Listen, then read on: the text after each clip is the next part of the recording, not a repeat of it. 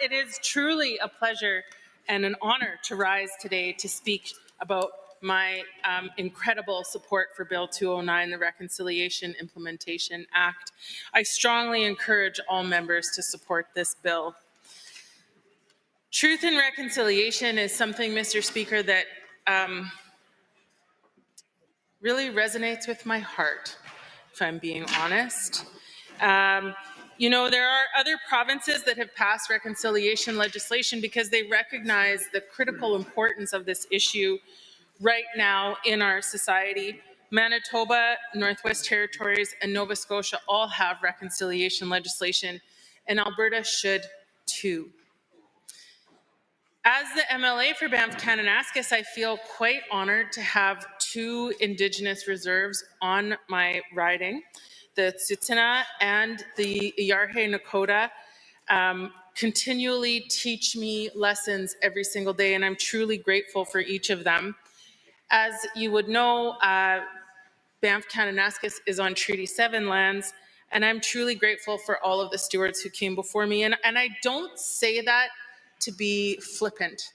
I say it truly from my heart to recognize that my riding and the place where I live, work, and play has been home to Indigenous people since time immemorial. And their relationship to that space and that land teaches me a stronger reverence for that land every day, and I am incredibly grateful for that. So truth and reconciliation for me always has two parts. First is truth, recognizing truly the atrocities of our past actions against our Indigenous brothers and sisters. But the reconciliation part is what this bill truly addresses. And to me, it's like when I tell my daughter, apologies are great, but they need to come with action. I need to see a behavior change. And this is one of the values that I try to instill in my children, that words are words, but action is where the rubber hits the road, so to speak. And the reconciliation part of truth and reconciliation is what we really should be focusing on. Truth is critical, but reconciliation is where we demonstrate that we have learned from those past atrocities, that we have learned and that we are willing to move forward in very tangible ways. It helps us grow as a society, Madam Speaker, to recognize how reconciliation and our Indigenous brothers and sisters are an essential component of who Alberta is and who Canada is, who we are today and who we are going to become in the future. I want to emphasize, Madam Speaker, that reconciliation is not a chore, and we should not look at it as work. We should look at it as an opportunity to grow and learn and celebrate the diversity of our history and the diversity of the Indigenous stewards who came before us. It is actually so critical because around the world, Indigenous people feel that they have been taken advantage of or harmed by colonization efforts. This isn't unique to Alberta, but we have an opportunity to demonstrate leadership and commitment to truly growing truth and reconciliation. And legislation is an important piece of that. So reconciliation might be words that we throw around, and I feel like sometimes in this chamber and even outside of this chamber, we talk quite casually about the Truth and Reconciliation Commission's calls for action, 94 calls for action, 81 remain unfulfilled. We throw these numbers around, Madam Speaker, but they actually come with very deep meaning, and we should think very carefully about how we talk about this issue, because ultimately we need to be able to measure success. That is how we actually demonstrate that we are doing reconciliation. We need to be able to measure that success, and then we need to be able to report back and share it with the people on what we did and how it's making a difference. This bill does exactly that by requiring the minister to establish and maintain measures to advance reconciliation, consulting with First Nations on what those measures are and should be, developing an action plan and then implementing it, so it's not just words on paper, and then reporting annually on that plan to ensure that plans and reports are translated into Indigenous languages. All of these are critical components to reconciliation. And it's a critical component, Madam Speaker, I would argue, in building the Alberta that we want to build for the future. We want to be a place that is welcoming and that is open and that celebrates its history. And this act helps us do exactly that. The Alberta government claims to have made progress on more than 20 calls to action, but without that reporting component, Madam Speaker, it's hard to know how successful they've been.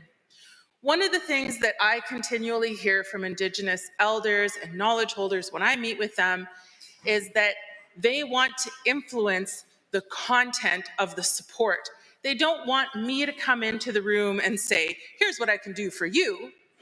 They want me to come into the room and listen to them telling me what they need.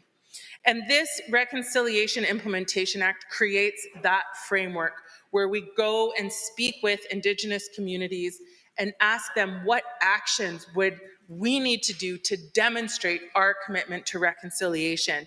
It is that Indigenous-led perspective, Madam Speaker, that is so critical in truly making reparations with Indigenous communities.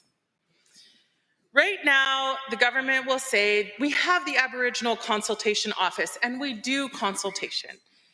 And that is true. However, that doesn't mean that it is effective or that it couldn't be better. We can always do better, Madam Speaker. And when it comes to truth and reconciliation, we should always be striving to do better because this work will never be done. This work is about building positive, trusting relationships with our Indigenous brothers and sisters, and that work, in my mind, is never done. Just like, Madam Speaker, I will never stop being a mom. I will always be a mom to my girls, no matter how old they are or how many babies they have of their own. That will always be my job. And similarly, when it comes to truth and reconciliation, the work is never done because we can always build on those relationships.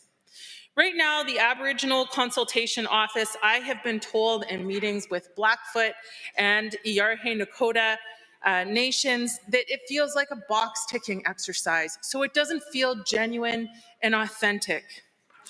I've also been told when talking with the Blackfoot and the Yarhe Nakota about logging in West Bragg Creek and in the Highwood Pass that they weren't offered site visits, that they're never offered sufficient site visits for logging in particular, which takes up a large footprint on the landscape. It's not that they don't want logging to happen, Madam Speaker, but they would like to be able to go and assess potential cut blocks to see if there's burial sites or vision quest sites or sites of significance. But they're not given that opportunity because site visits are expensive and they're never given sufficient funding or capacity to do that work. We also know that we have inadequate reporting and timelines through the Aboriginal Consultation Office. And a big part of that is because there's a lot of demand on First Nations to consult, but not necessarily the capacity to match that. So part of reconciliation is creating the opportunity to build those relationships, but then also supporting our Indigenous friends and neighbors to participate adequately and for them to say when they feel that participation is adequate. This Reconciliation Implementation Act goes higher, a level higher than just site visits and things like that, Madam Speaker. It goes to the level of the legislation. So it is a much more overarching piece that will effectively ensure First Nations are consulted on pieces of legislation, not just development proposals, but it will also ensure that the government is committed to delivering reconciliation programs and reporting on the success of those programs. We need to be much more fulsome in our approach to reconciliation, Madam Speaker.